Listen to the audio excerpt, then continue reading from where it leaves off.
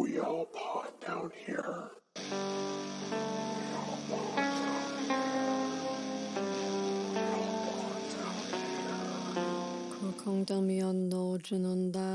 If you touch it, you die. Welcome to We All Pod Down Here. I'm Dan. And I'm Brittany. And this week we're going to be reviewing the Korean movie Midnight, which came out on June 30th, 2021 in South Korea, but is not released for on-demand purposes until April 5th, 2022 here in the USA. And we're not talking about the band Midnight. No. Or The Midnight, who we saw this past weekend, and they were awesome. I was tricked into thinking we were going to Midnight. Just kidding. No, I knew where we were going. So for a brief overview, a serial killer is interrupted killing a young woman by a deaf woman and her deaf mother. Now he's hunting them down, but it may not be as easy as he thought. And our references for this are the usual IMDb and Wikipedia. And going into our cast and crew, our director and writer is Kwang Wo-seng, and this was actually his first film as both director and a writer. That's incredibly impressive. Yes, because, spoiler alert, we love this movie, so we won't actually spoil it for you, but we'll get into it.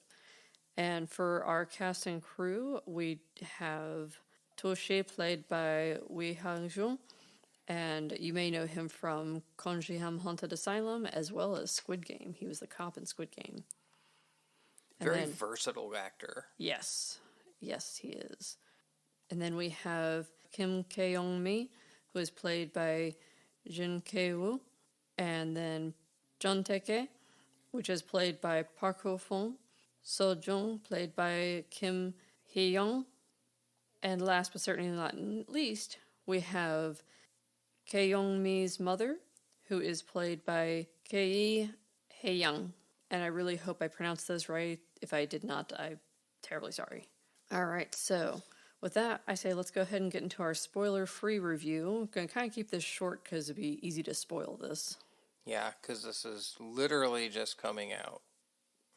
So we'll definitely do the spoiler-free afterwards, but Dan, you want to take it away for our spoiler-free review? Sure. So this is one we were really excited to see, so we made sure we saw it as soon as it came available.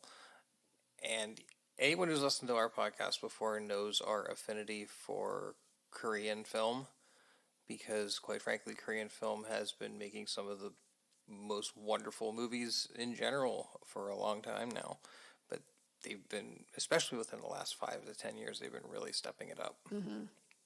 And this one is absolutely no exception. This is another really brilliant entry and to show the brilliance of Korean filmmaking. I would say it's a good combination between a slasher movie and a thriller. It kind of toes that line between the two, and it melds them together really perfectly. Mm-hmm, for sure. It's a really, really interesting dive into how someone from the deaf community, their perspective on this kind of situation. Exactly. The kind of perspective they would have and the struggles they might encounter in a situation like this when you have to act really quickly and try to get people who don't understand sign language to understand you and help you. And it also shows a really brilliant and manipulative serial killer. Yeah. This guy is scary in his ability to trick the hell out of people. And even just change his identity throughout this. Mm-hmm. My actual main criticism is partly also the deaf aspect of it, because there were no deaf actors or actresses in this, and I would have really liked to have seen some deaf actors and actresses in this. I think that's kind of been an issue with a lot of films that represent the deaf community.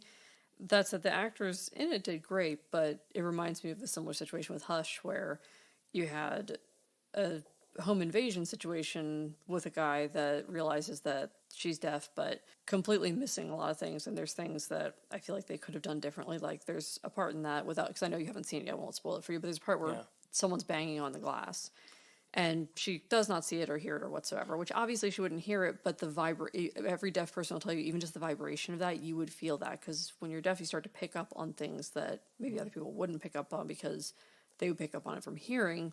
Whereas if you're deaf, you're not going to pick up on it from hearing. You might feel the vibration, though. So, and your peripheral vision would have picked up on it. Even someone who wasn't deaf in that movie would have picked up on this person. You showed me the clip of that, and it was really not very believable how they set it up. Yeah. I feel like they did a bit better, at least from the small exposure to that movie I've seen. I feel like they did a more accurate job in this movie. Yeah, this definitely felt more accurate. It's just I feel like representation really matters, and I'll always point that out, that I feel like that they should have had like actual deaf actors and actresses rather than hearing ones that are playing deaf characters. I wonder, just sheer curiosity, how many deaf actors they have in South Korea. And they may not have a lot, but it may also because of the fact that it's not something that they feel they can do because of the way the system's kind of set up. So yeah, for sure. I just would like to see more of that, and I feel like that this could be a good stepping stone to something like that, where they may encourage that kind, those people to become actors and actresses, even if they're deaf. Yeah, exactly. Which we have stuff like right now, like we have Quiet Place that actually does have a deaf actress, and she does an amazing job. It's one of the best features of those films. Mm-hmm. She's amazing. She's so wonderful. But yeah, I really enjoyed this. I think it was a really well done, well thought out, smart movie. I don't have a whole lot of criticisms other than, the representation would have been a good thing. But I will give the actors in this movie a lot of credit. I think they really portrayed their roles really well and pretty accurately, it felt like. I felt this movie felt really authentic.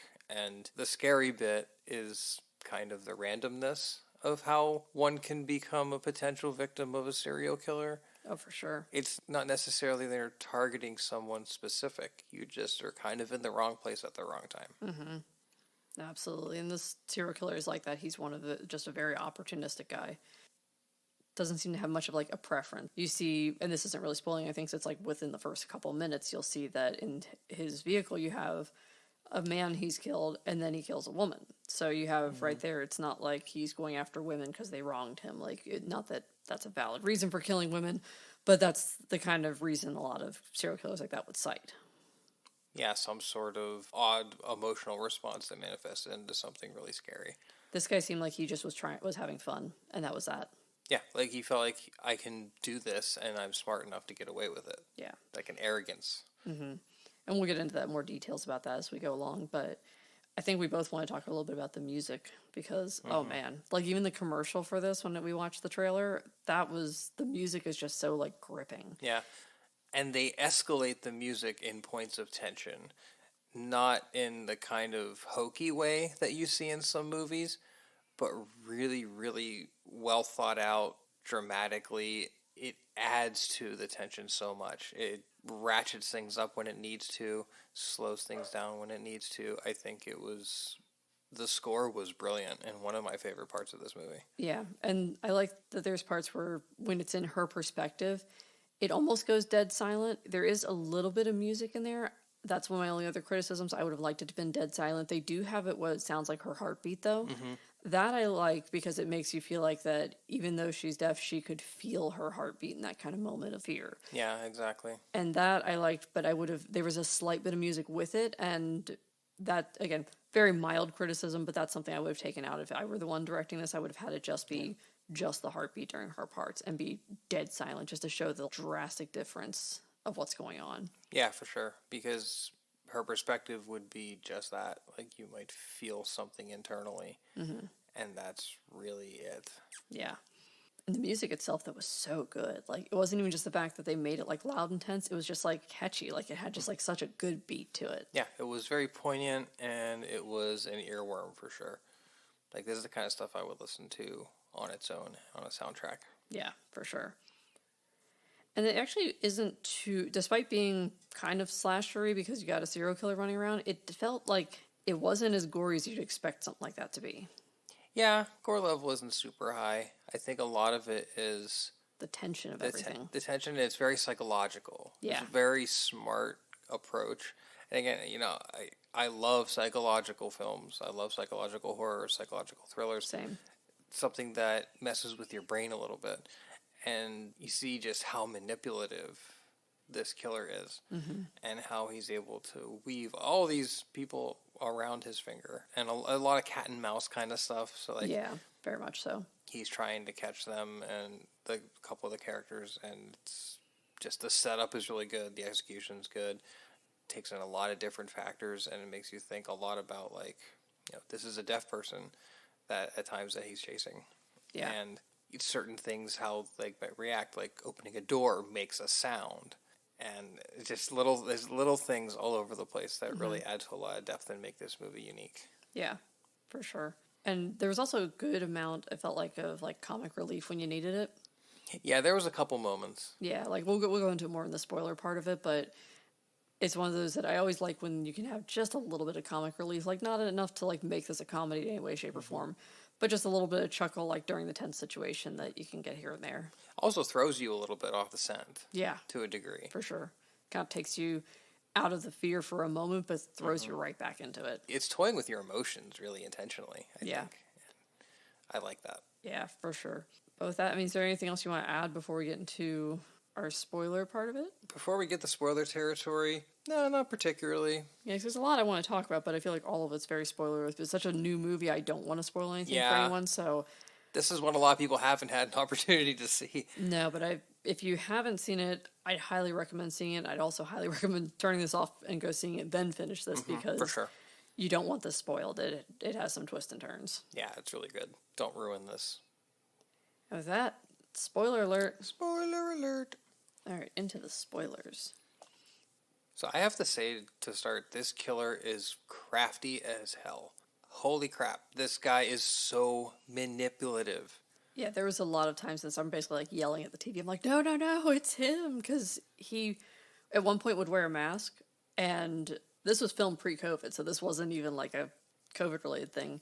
But, and I know there's probably some dumb people out there that I've heard people make comments that they're like, oh, it's the masks, you have people that can get away with stuff because you can't recognize them, blah, blah, blah. And I was like, well, this has been a thing over in Asian countries forever, and it's not been a problem, so. Yeah, wearing masks is a normal part of life when you're feeling ill. Yeah. Now, that said, this clearly was a problem, this one-off scenario, so. When he's chasing Soo-young, which is the brother, Jun-tae, that's the sister that he's chasing initially. Like, when he first, finds her. When he's chasing Kae-young-mi,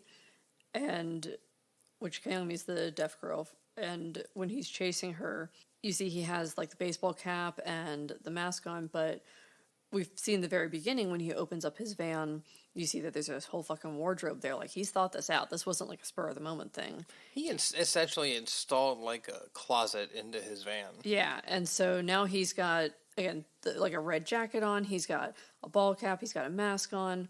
So he looks totally different and he quickly, when he changes over to, they, set the alarm off and he realizes, now he's got to change his look. He quickly goes in that van. He changes into a suit with a briefcase and he combs his hair over in a different way.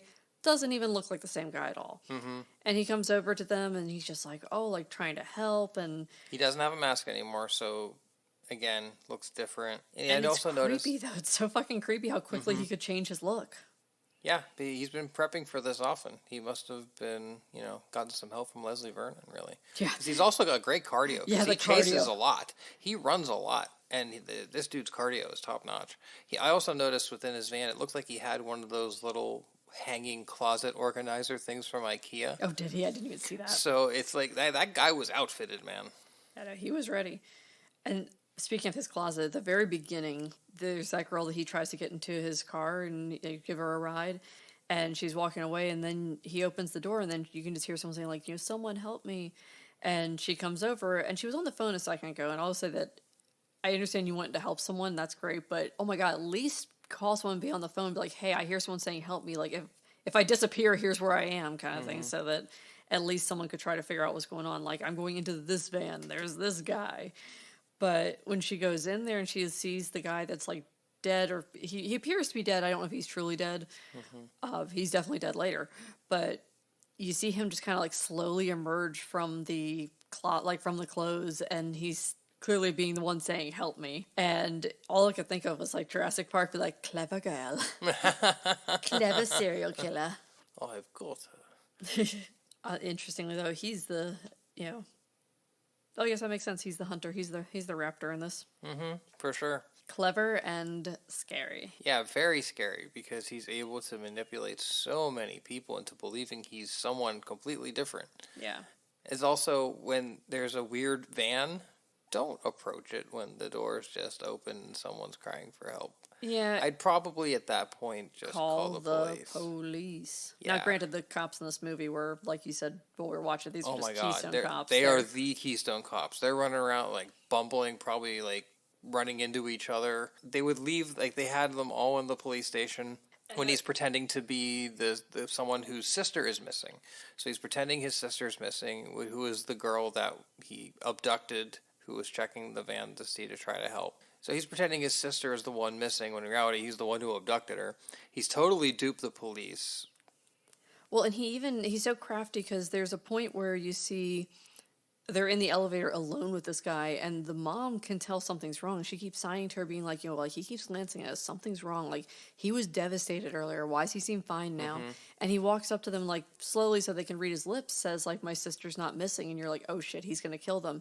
And then he brings up a phone, like, she contacted me. She's okay. So it's like, okay, well, now that explains why he's so calm. So, again, so fucking smart. Yeah, he's in tune and ahead of everybody by a couple steps. Yeah. Up until the very end. Yeah. But we'll get to that in a minute. But it also, like when they find the bodies, he pretends being shocked and like, he's like, oh my gosh, I found this body here. Like, Very beginning of the movie when they find the two bodies. That's what I'm talking about. He like pretends he's to be the person who found them just randomly. And he's devastated. He's so in shock. And then later when they're in the police station and the brother starts just like beating the shit out of him because he comes after him. He realizes that, this is the guy. And I will say that the brother was stupid for still holding the knife when the cops are in there. It's like, oh my God, dude, fucking drop the knife. Because clearly the cops are in here with a taser. Just take the knife and throw it off the side. Be like, okay, I'm going to drop the knife. It's him. He's the guy. But I got the knife away from him. I'm going to throw it off the side so it's not me. But he sits there and keeps like pointing the knife at the dude. So of course they eventually tase him and then he can't explain it. And then the guy just fucking walks away. Just and they fucking leaves. Walks away while the cops apologize for wasting his time. Yeah, give him a cigarette, and the two deaf women are sitting there being like, no, it's him, like pointing, they're like, no, he's okay, it's okay. Like, yeah, it's like they don't care that he's okay. They don't want him to be okay. They know that he's the problem. And it's difficult for them to communicate in that situation because the police officers don't know sign language, and they're not deaf people who really speak. So they're having trouble articulating what they're trying to say. Yeah, they're trying to say each little thing, but it's so hard slowly. When... It's so hard when we don't know their situation, of course, but since they're both deaf, you would assume that it was probably a genetic. So they probably have never heard. So to try to speak when you've never heard and articulate that is very difficult. And there's some deaf people that can do it, and it's amazing to me. Like, I couldn't do that. I can't read lips. Like, no way. And how the one girl, she uses her phone as like her notepad, and she's writing out the messages and everything. That's the only way she can really get through to some people. Yeah. But there's just these little things of brilliance from the killer. Like when the cops are out, there's a drunk guy within the police station who's just fantastic. He's yelling at him like, respect your elders. And he's like, he like runs back in at one point trying to tackle him, and it's just like that's one of those like comic relief moments because it's getting really tense because you can see that the mom again is putting the pieces together because at one point his phone falls, but the phone is white and the phone previously he showed them was black, and she's like, wait a minute, why would he have two phones? And there was also a picture of a girl on that phone. The mom is so observant. Yeah, and she's so smart. Yeah. She's great. I love her. I was so worried they were going to kill her, but I was so happy they didn't. Yeah, it was one of the rare movies of this type that didn't kill any of the main characters. Yeah. And it's... Unless you consider the serial killer the main character. Sure, but any of the protagonists. Yes. Like, it's very rare that you get a movie like this that lets them all live. Yeah. Because it's almost an expected thing that a couple of them are going to bite it. Yeah, or at least one. So then you have that. People, I think in a lot of American films, they want that because they're like, oh, then it's going to make you like the devastation and the tension. Pull at your heartstrings stuff. I was like, I don't need that for it to be a good movie, though. I mean, it can in certain aspects it works, but I don't need that. Sometimes I feel like it's a crutch for a weak script. Yeah. This is not a weak script in any way, shape, or form. And then like also the other part where again it's she's struggling with trying to explain what's wrong to people is she's downtown trying to be like, this guy's like coming after me, that's him. And you realize at this moment, you're like, oh no, he's gonna, you called it before it even happened. He was going to pretend. Like, this is my sister. She's, she's just scared. It's fine. Like, and they fucking, she's hiding and they bring her to him. And you're just like, the police bring her. The police just bring her to him. And she's just pleading and the police just drop the knife. It's like why? She's running around. They give it to him. That's right. They wrap hand it in paper and give it to him. They hand it to him like it was a fucking present. It's like, why are you giving this knife back? Because they think that this guy is protecting his sister or whatever. But why are you and giving it to they him? weren't police. They look like they were military. That's even worse. Is it? I mean, no matter how we spin it, it's bad. It is bad. You think they'd know better not to give a weapon back to people who might potentially wield it. Yeah. In a public place. Yeah. But it reminds me of when, I don't want to mispronounce his name, because he was Laotian, I believe, when Dahmer killed that 14-year-old kid. I want to say his name was Konorak Synthesphone, I think was how his name was pronounced. I apologize if I've mispronounced his name. But there's been things I was told when I was younger about him not being fluent in English, and that was why. But he actually was completely fluent. He'd lived here since he was like 4 years old. But he was so drugged up, he couldn't explain what was happening. And then the cops, which was, I believe their names were Gabrish and Balarchak, they were so awful, they didn't check Dahmer's ID. But in later, like, audio tapes, you can hear where they're making homophobic comments about how, like, they got their quote-unquote lovers back together and blah, blah, blah. And there was 3 women that were like, something is wrong. Like, don't let him go to this guy. And the Dahmer could be like, no, it's just a lover's quarrel. Everything's fine. And if they would have checked his ID, they would have seen that he had a child molestation charge from 1988. And that child molestation charge was for a 13-year-old boy that was that kid's brother. Oh my God. Did you know that? No, I didn't. That's even more frightening. Yeah, so it was just like all levels of awful, and it just reminded me of this in some ways because of the fact that someone who can understand and everything but cannot communicate what is going on, and people take the side of the person they can understand. I don't know a lot about deaf culture in South Korea. I don't know how it's publicly perceived or anything like that. I can see, though, here it being a similar situation because you go out in public and you think this person's all hysterical, and people are automatically going to probably think this person is dumb and confused. Like, some people think deaf people are stupid, which is the most awful fucking thing. It's like, no, they're not. They're different than you. Yeah, just doesn't make they speak them a dumb. different language. Exactly. They speak a different language, and they have to function without a sense that you have and you probably take for granted. Yeah. And, like, you know that I grew up in Maryland where we had a very large deaf population, so... Sure. Almost everyone in Maryland, just about, that's from there, usually knows at least some basic signs. And there's a lot of kids that are CODAs, which a CODA is a child of deaf adult. And so, like, my friends that, like, would come in from California that her family's deaf, and she would start to translate, and they'd be, like, the movie theater, and the person in the movie theater would start signing to them perfectly because her parents were deaf, or she knew someone that was deaf and learned it. And so... And it was taught in a lot of schools, unfortunately my school that I went to didn't, but like if you went to a lot of other schools, that was one of the language courses you could take because you could take ASL. So for me, like seeing that kind of stuff and knowing a lot of people in the deaf community and a lot about the deaf community, it's not my community, but I know a lot about it. And that kind of stuff fucking frustrates the hell out of me because so many people assume deaf people are stupid and it drives me up a fucking wall. Yep, difference does not equal stupidity. And of other things that drive me up a fucking wall, let me just transition here to another thing is that when the brother is letting her, she's going to go out for the night, and he tells her, if you're dressed that way, you'll die. And he keeps saying that to her, and it's like, fuck the patriarchy. She shouldn't have to be worried about the way she's fucking dressed. And that's a problem here too, obviously. That's, I think, a problem everywhere just about, and just annoys the fuck out of me. That's like, no, let's not blame the victim. Let's say the people that are attacking someone are wrong, and that they'll attack them regardless how they're dressed. Yeah, exactly.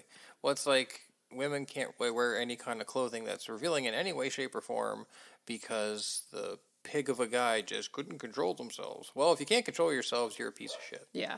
he says like her pants are too short. They were not too short. I know, but then she points out that his are even shorter, and he's like, mine are military, you know? So, like, oh, since it's military and you're a guy, then you can do it, but He was basically wearing, like, bicycle shorts from the 80s. Yeah. Or the 70s or something like that. It seems like their parents have probably passed away, and he's in charge of her because, like, he goes to the wall and, like, saying, like, I see what parents would want me to do and stuff. And she's like, fine, you know, I'll be home by 10. And then as she's running out the doors, it's like, no, I'll be home by midnight, you know, and just... You could tell just kind of like, you know, she's going on a blind date. She's just being, you know, a young girl trying to have fun. Yeah. And the brother's being a bit overprotective, which to an extent I could understand being a little overprotective of your little sister, but also I'm like, God damn it, fuck the patriarchy. Mm-hmm.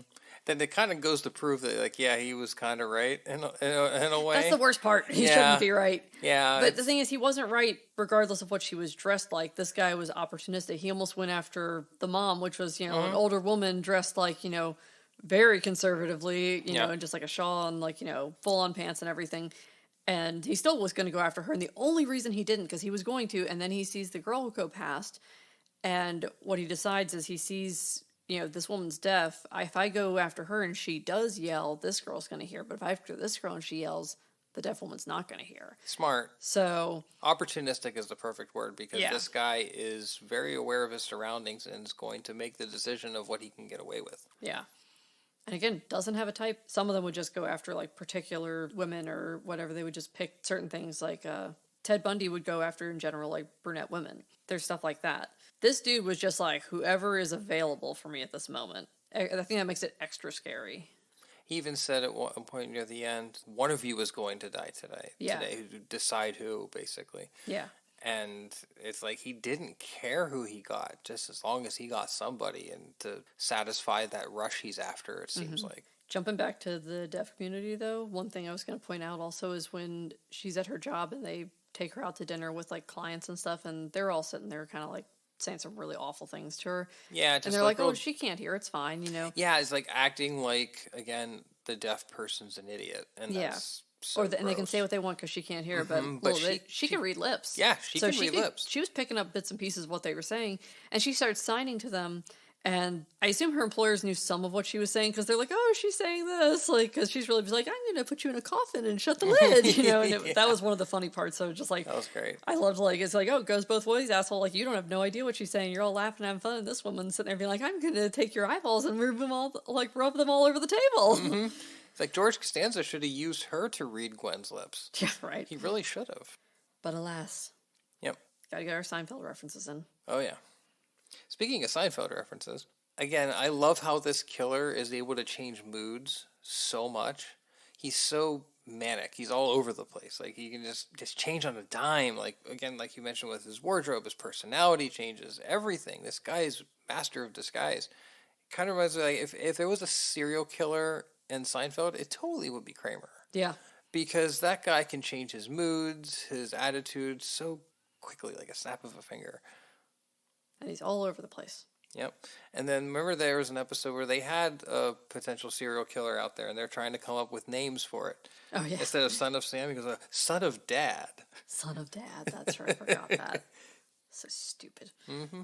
And of other things, just jumping back to, I know we're jumping all over a little bit, but of things that like are kind of creepy, when he does change his look and everything and the women are standing underneath, I guess there's like these police things that you can like hit the alarm and there's like a camera and lights that shine on you to try to help protect people, which is really cool. I think we should have those everywhere. That was a nice thing they apparently have in Korea. That great idea, because it illuminates very brightly and has a camera right there. So like if someone was coming after you, they're like, shit, now I can't really do anything very easily because there's a camera and the light's shining right on them, so you're kind of screwed in that scenario. But when they show up, he's like, but you can't let me find my sister, and pretending like that he's looking for his sister, who is, of course, you know, he describes her, which is, of course, the girl in the alley. And the police show up, but right before they do, he almost lures them away, like, you know, like, both of you come with me, like, come show me where she was, you know. And the police show up, and he even, like, under his breath is just like, almost had you, or something like that. And then he tricks the police, and that just is like, So they let him go, and one of the other things when he's in the police station, you notice like he wants to look over the report, and he's getting her address and her name and location. yeah, so like, and he memorizes again. This dude's so fucking smart. He memorizes it, and then he shows up at their goddamn house, and you hear someone just like banging on the door, and you're like, oh god, no, it's him, it's him. And then you see it's actually like someone that was with the mom, like that mom worked with or something, and the mom goes to help her like carry some stuff out, and you're just like, god damn it, like. And she has these really cool like lights in the house that will start flashing when there's a sound. Yeah. Like sound activated lights, which is really great. And she also had a sound activating meter in her car. So it would, if there's a horn blaring, that was really cool. And then he comes in and breaks into the house and he turns off some of those lights. Well, before he does that, you see him like come to the door and you see him just like smash the porch light. But then he unlocks the door from the outside and you're like, damn it. We always say like lock your fucking doors. But I guess lock your fucking doors and get a deadbolt because... Because this looked like a deadbolt, but it was... Apparently it wasn't, not. but it looks like a deadbolt, but you could tell like he could unlock it from the outside if, with like if he had a key or whatever. I don't know how he did it, but he picked it. Yeah, in theory, I mean, he could have got a key because I think he at one point steals the mom's phone. Maybe he stole the key too. Yeah, maybe. We don't know. But it's like they know that this dude's out there. So it's just like, oh my gosh, I don't know if I could feel safe staying in the house, like knowing that this dude is out there. And again, it doesn't even dawn on her that he picked up the paper and could see her name and address and details. And there's little things that an average person might not really think about in that scenario. Yeah. And at that point in the movie, she thought it was someone who had their sister missing and is an innocent party in all of this. When really not. And the guy also has some guts, like in the police station where he tells the moms, like, I'm the guy, look in the bag. And he has his briefcase full of knives and stuff. Yeah, and he's got his hand like on her, just gripping, basically being like, I'll kill your daughter if you don't. And he's like, oh my god, you're a killer anyway.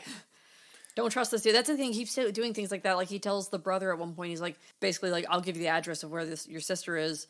You have to choose. You have to choose, and he chooses his sister. And it's one of the toughest parts of this movie, and one of the smartest parts of it, I think. Yeah. That scene was really gut-wrenching. Yeah, because you can tell he wants to save this girl, but it's like, you can imagine if someone told you, like, you could go save me over this person you don't even know. I'm gonna save you. Yeah, and unfortunately, this is a guy you just cannot trust, though, because, of course, he sends him back to the fucking house.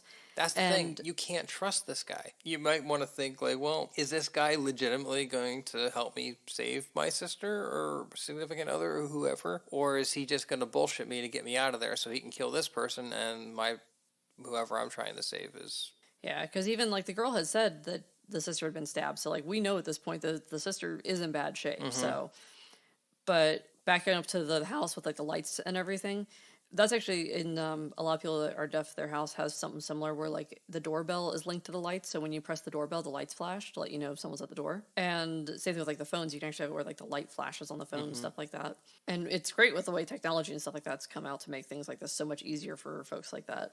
But when he's in the house and you see he starts turning off the light alarms, you can see, and he like turns on stuff in like the other room so that she goes and finds it, and then he's already turning off the switches around him and stuff. Like again, so fucking sneaky and crafty. Yep. He's very like cat-like in that there's that little cat with the little symbols on its hand that's clapping, and she's looking at something and looks at that and realizes that's making a noise and the lights aren't flashing. Oh shit! And right when she does that is when she turns and sees him, and he comes down with like the axe and almost hits her with it, and you're just like, fucking hell, bro. She's running away and trying to get away from him within her apartment, and he blasts through the door like, here's Johnny. That's immediately what I thought of course. Oh, of course. Axe through the door. If there's an axe on a door, it has to be that. That's the only thing that's possible. Synonymous with that. But he's so crafty because, again, I don't know for sure if he had stole the mom's phone earlier or if she had come down home and set the phone down and then he took it. Because she texts the mom and's like, he's here, don't come home. And the next text says, why is the front door open? And you're like, oh my God, the mom's home. But then it says other stuff and she starts like trying to open it. I think she realizes, wait a minute, this might not be mom, And then he comes in the door and it's just like right there. And he's sitting there being like, come to mommy and stuff. And she's like, again, not only is he like a fucking serial killer, he's like so fucking creepy. So fucking creepy. Creepy, psychotic murderer who's really freaking smart and a master of disguise. This is a guy that's really tough to fuck with. unless you get down to like a one-on-one physical confrontation. And I think this is where this guy's lacking, because the original girl's brother, the security guard, just beats the piss out of him. And he makes keeps a big coming thing, back though. He makes a thing though, saying like he doesn't like being beaten up. Basically, like he's like, I don't like that. Like at one point he has the knife to his throat, basically being like, I'd rather die than get beaten up. Which makes you think, is this guy had some sort of childhood trauma or something? Yeah, something. led Yeah, him certainly to had something. probably fell on his head at some point. Well, that is like he was maybe bullied, beat up as a kid, stuff like that, and this is his revenge against society kind of thing. It didn't explore any like real motive with him, which I'm cool with. Because I kind of like that, because it leaves a lot up to your imagination. And they also don't always have a logical motive. Because it could also be, think about it this way, where he says about I don't like being beaten up. The subtitles were just saying beaten. Mm-hmm. This could be similar to like beaten as in beating me, like being victorious over me. Exactly. Yeah. And so that he would rather die than lose. This guy that has an inferiority complex because he's, like you say, he's so fucking arrogant. And that could just be all it boils down to, is like he cannot lose, and he would rather die than lose. This is a game to him in a lot of ways. This is a game of what he can get away with. It's ironic. He gets off on it. Like he gets this like pleasure out of pulling a fast one like over the cops. He seemed almost like just this smirk on his face, like he was giddy. You know, like he was so happy to pull such a fast one on them and things like that. This movie overall is one of the best examples of a cat and mouse kind of thing. Yeah. It's just so, and the tension doesn't really let up that much unless it wants you to think it should. And then it just slams you again. Well, it's like in the scene where she's sitting there texting the brother and saying, like, I'm so sorry about your sister. I hope she's okay. And he's sitting there right behind her talking, being like, oh, like, she's not okay. Mm-hmm. And I was just like, God damn it. Like, you're right when it looks at it, it's not even like a jump scare as much as I just yelled because I was like, no, God damn it, he's right there. Impending doom. Mm-hmm, yeah. Exactly. And one of the craziest things about this, though, is that Wei Ha-jun, the guy that plays him, is the cop in Squid Game. So he's like the total opposite character. Like, he's the good guy in Squid Game. And it's just fucking wild to see him now as like, nope, now he's the crazy serial killer. Yeah. So such a diverse actor. And in Ganjam, he was the ringleader of the people doing the live stream. Yeah. So he was more kind of like, he was very neutral, but he was very controlling. Yeah, he didn't give a shit though if they lived or died. It felt like as long as he got his views, that was really what counted. This is a real up and coming performer. Oh my gosh. Who is, I think he's very quickly becoming, for both of us, one of our favorite actors. Yeah. Anything this guy does, I want to see it. Yeah. Because he's so good. Like, he's just good with his everything. He's only 30. Got lots of future stuff ahead of him. I know he has I think he has a movie that's in development right now. I don't know if it's a horror movie, but because he's done a lot of stuff that's been like, even like romance stuff and all kinds of stuff in his career. But the main things, like, I think that, again, for people who listen to our show would know Conjiem Haunted Asylum, and then of course everyone knows Squid Game because it was like, even if you didn't watch it, you know what I'm talking about. Yeah. It's cool to see things like that get traction here. And I really hope this movie gets some traction here too, because it deserves it. Yeah, 100%. Did you want to talk about the ending a little bit? Because I just fucking love the way it's ended. Yeah. So going to the ending, one of the things I really liked is that the killer finally gets outsmarted. Yeah. That's the best part of this. And you don't know, because it leaves you up to wondering who stabbed who. Yeah, because when she runs at him with the knife, it looks like she's going to stab him, and then you see blood dripping, you're like, she fucking got him. Mm-hmm. But then he says, like, I told you didn't know how to use that thing, and you just end up cutting your hand. And so he thinks she's cut her hand and didn't even cut him. And really what she's done is she stabbed herself, because she's realized if she stabs him, everyone's going to not listen to her because she can't communicate, and he can play the victim again and then just get away. Whereas if she's stabbed, now he's the one that's done it, and she showed everyone. Because in sign language, it's a lot about expression. It's about showing things rather than saying things with your mouth. So this, now everyone sees he's stabbed her. She's just like, oh gosh, like, look what's happened to me, essentially. And now everyone's like, oh my gosh, he stabbed her. And then he's just like hitting himself, being like, focus, like trying to like find a way out of this. And it's just like, no, dude, you're fucking trapped. Mm-hmm. She fucking got you. Yeah, that was brilliant. Great way to turn the tables, and you just didn't expect it. And it left you wondering, there was this moment of tension, like, what the fuck just happened? So brilliant.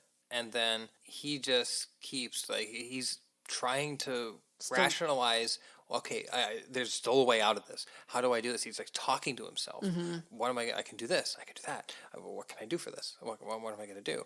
And he's panicking. And then the rage takes over, and he just kind of comes out, and the police are there. They shoot him. Well, because first they shoot a warning shot in the air, though, and you think he's going to, like, calm down to, like, try to stop this. And what I just thought of is, because one of the things he keeps saying to the brother is, you know, that getting all excited about this won't help things. But now he's the one getting all excited about it and is not helping things. Yeah. And then she says something in sign language to him. She basically tells him to fuck off and flips him off with the middle finger. It was just so great. She's just like, come at me. She's smiling at him and laughing, and he just cannot stand it. He cannot stand. Again, that's where I still think a lot of this is the inferiority complex, and that he just can't stand to lose, because now he's losing to this girl, and just like, this is not how it was supposed to be for him, is how he thinks, and he just can't take it. And even though they've got guns, you know, and they fucking shoot him, he keeps fucking getting up until they finally get him down and shot him enough times. Yeah. Because he comes right at her, and thank goodness the brother comes up and just, like, tackles him. Yeah, the fact that she just totally did everything he did to them to him. Yeah. And it was beautiful. Yeah. I like how the ending was really sweet, because they were talking about... I loved it. Because the mom had earned a bunch of money, and they wanted to go... I forget the name of the island. Yeah, they wanted to go to an island to just kind of vacation and relax. Yeah, and they show the mom and the daughter, they're at the island, and you're wondering, I'm like, oh, this is really great. They got to go. Well, I wonder if the other characters are going to show up. Yeah, I was hoping they would. I was like, come on. And they do. And they're just, go have a fun time together, and let's enjoy ourselves. And they get a picture together, and that's the end of the movie. And you can tell they've bonded over this. They've become friends. Like, and I kind of liked that, because a part of me for 1 minute was like, I wonder if she's going to get together with him. Like a romantic thing. I'm glad they kind of left that open to interpretation. Yeah, because they're also not standing next to each other. It's like the sister and her are standing next to each other. So it felt like they're all friends. You know, maybe something could develop in the future, but it's not like, it's all, again, up to your interpretation. If you want to think that, great, but it's not outright said. It could just be they're all friends, and this is all just now they've bonded over, they have trauma bonding, and now they're on this island at least getting to have fun and trying to enjoy themselves after. Yeah, it was a really heartwarming ending to a movie that takes you to many doldrums of psychological madness. What I've learned from this and The Boy Behind the Door is, if you are almost killed, go to the beach and things will be okay. Mm-hmm. That's your relief, is to go somewhere somewhat tropical. Yeah. It's not a bad way to unwind after something horrible like this. Yeah, for sure. I just like, that seems to be like, I'm like, okay, this is going to be the thing now, is that bad things happened, go to the beach. Yep. But not the beach that Leo DiCaprio and them were in the movie The Beach, because that didn't end well for no one. No, don't go to that one. And don't go to the beach where, Spaceballs end up showing up with dark helmet and everything. Spaceballs? Oh, shit. There goes the planet. You see those idiots climbing down from the Statue of Liberty's head. Like coming out its nose. Get off my helmet. Yeah, nobody wants to go to that beach. One thing also that doesn't really have anything to do with the movie, but something that I looked up about Korean Sign Language, is that South Korea has 2 official languages. KSL, which is Korean Sign Language, and Korean. So they actually have 2 official languages, and I love that it's considered an official language. That's great. Because in the U.S., we don't have any official languages whatsoever. Like, there's certain states that technically do. Speak American. Oh my God, fucking. That's what I was going to bring up, is that I'm going to go on my soapbox for a minute, because there's an English-only movement. Like, they have a whole nonprofit dedicated to this. And it's such fucking bullshit to me, because I think that it's really nice when you have areas that tend to have multiple languages there, and you have signs in multiple languages to help people out. You go to Europe, this is never an issue. Usually whatever countries are bordering that country, oftentimes as you get closer to those borders, you'll have signs in multiple languages. And to me, that's just a common courtesy thing. Just because, like you go to Canada, there's signs in parts of Canada that are going to be in French and English. Mm-hmm. All over Canada. Yeah. And what people don't realize with these English-only movements is ASL is not English, and it's not actually even similar to British Sign Language, Australian Sign Language, or New Zealand Sign Language, because all 3 of those have a very similar basis. So BSL, ASLN, and NZSL, they have some overlap. Like, for example, the alphabet, you usually use 2 hands to spell the alphabet, whereas ASL is very similar to French Sign Language in that you use 1 hand to spell the alphabet. And ASL semi-evolved from French Sign Language, and I could sit there and tell you all a history of how that happened, but Google's your friend if you want to learn more. So with that, now that I'm off my soapbox, would you like to rate this? Yeah, I'd be glad to dive into ratings. I'll let you do the honors for your overall. What do you think? I'm gonna give it the 5. I was toying. I've given it a. When I'm rating it on like websites that have halves, I'm giving it a 4.5. No, you know what? I'm gonna bump it down to the 4 for this, like, because it's a 4.5 for me, but I'm gonna bump it down to 4 only because I'm gonna point out that these were not deaf actresses that were playing deaf people, and I think that's gonna hurt it a little bit because while they did an amazing job, I still will always feel that's representation is so important, and I'm hoping that maybe it's a situation of like that they could not find any deaf actresses.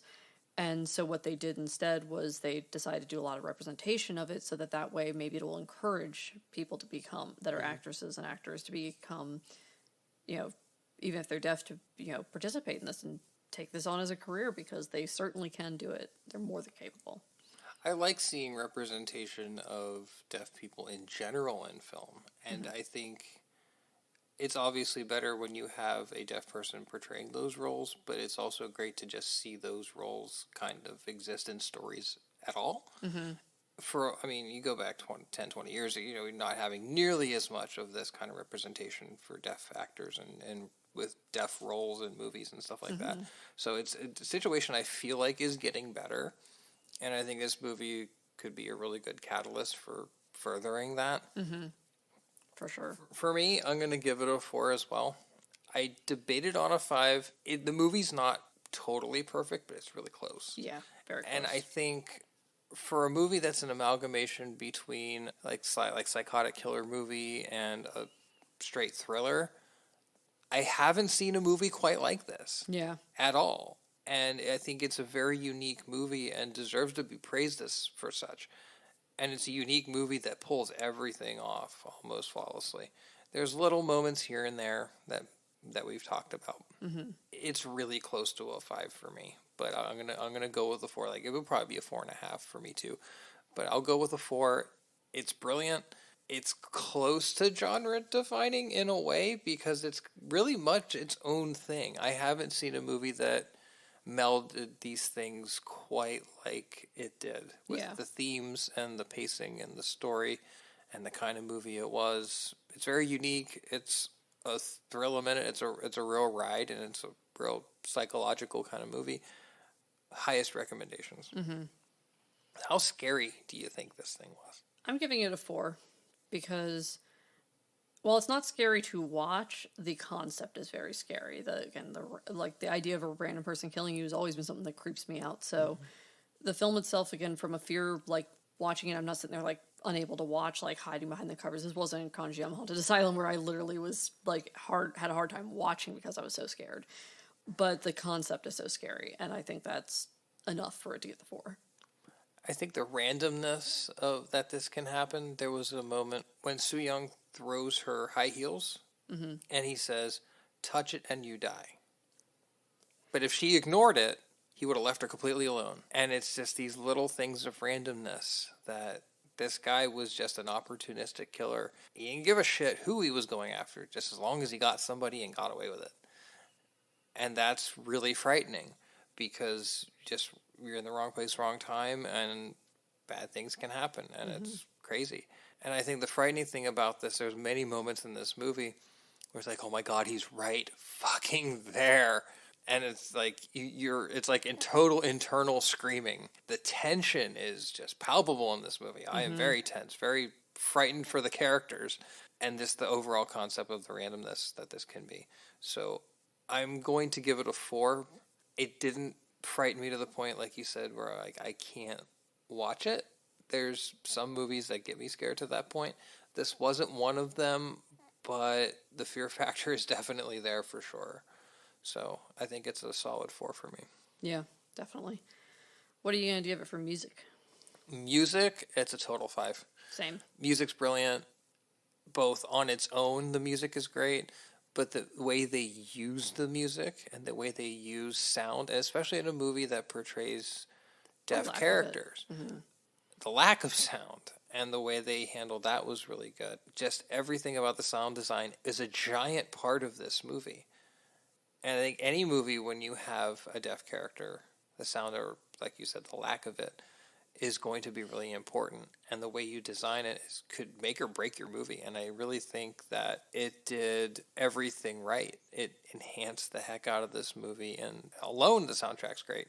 Within the context of the movie, it was just brilliant. Mm-hmm. So I think it's one of the best parts of this movie. If you're a fan of really good soundtracks and the way music can control mood, this is for you. Yeah, for sure. What do you think? I agree. It was a total 5. You've said it all for that. So for effects, I'm going to give it a 3. And it's partly because, I mean, when you have the effects of like the blood and everything looks realistic. You know, the fight scenes look realistic. All of it from that perspective looks very real, but there's not a lot of effects to go with. Everything obviously is practical, and the camera work is great. So to me, it's very, you know, I'm going to bump it up to a 4. I changed my mind because I love the camera work in this because I feel like that goes into effects with me, and the angles they would use and stuff were just beautifully shot and brilliant. So I'm going to give it the 4. What do you think? For me, it's a 4 too, and especially because of the camera work. And that's something that I've noticed in a lot of Korean film and Korean television, that the cinematography is just so good. Mm-hmm. It's just top notch. Like the camera angles, everything about the way they shot this movie, like the little sly little smirks that the murderer would make, but no one else would see it. Yeah. And just little things like that, and the way it would come in really close to him, like when him and the mother in the police station, just build the tension. And the camera work was really important, especially because, again, you have deaf characters. Visual is important in these scenarios, and they really nailed the visuals so much. Yeah. Cinematography was brilliant. It's a very solid 4 for me. And finally, gore. I've been teetering between a 2 and a 3 for this. If I could give it a 2.5, because there is blood, but it's not really full-on gory. No, it's not not really. I think a 2 is what I'm going to go with. I was teetering between a 2 and a 3. It's not really explicit. Like, if they wanted to get really gory when you stab somebody, you could really show it or make it more pronounced. Like, they stab somebody and they're dragging the knife up or something like that. You know, it was, you got stabbed, there was blood. Someone's going to get stabbed. So what are you going to rate it? I think it's a 2 for me. There's blood, but it's in very small amounts of the movie. Like, the whole runtime of the movie, it's about like hour and 45-ish. There's probably about like 5 minutes or so that might have blood really involved in it. Yeah. This is more psychological terror than anything. Yeah. And there definitely is blood, and it's used to great effect when needed, but it's not really prominent, and I don't think it's, you know, if you need to turn your head for like a minute or two, it's pretty minor. So. Yeah, for sure. Well, I think with that, we did it. Is there anything else you want to add before we close it out? Watch this movie. Yeah. It's available on April 5th on video on demand. So, obviously now. Obviously now. You know, this releases on the 6th. This releases the next day. So, like, as soon as we could, on the 5th, we got this. So, we had to watch it. So, it is so good. Totally worth it. If you like anything psychological, and if you listen to the podcast, you know that we do, check it out. It is absolutely worth your time. I can't sing enough praises of this movie. I want to watch it again someday. Yeah, for sure. But with that, thanks for listening to our rambles. Until next time, this has been We All Pod Down Here. I'm Brittany. And I'm Dan. Bye. Thank you for listening. Don't forget to rate, review, and subscribe. Our logo was designed by Emmanuel Arroyo. Our website is weallpoddownhere.com. Email us at weallpoddownhere@gmail.com. And you can follow our shenanigans at weallpod on Twitter. And at weallpoddownhere on Instagram and Facebook. And feel free to suggest a movie you want us to review. Or if you just want to suggest something to make me really uncomfortable. Be afraid. Be very afraid.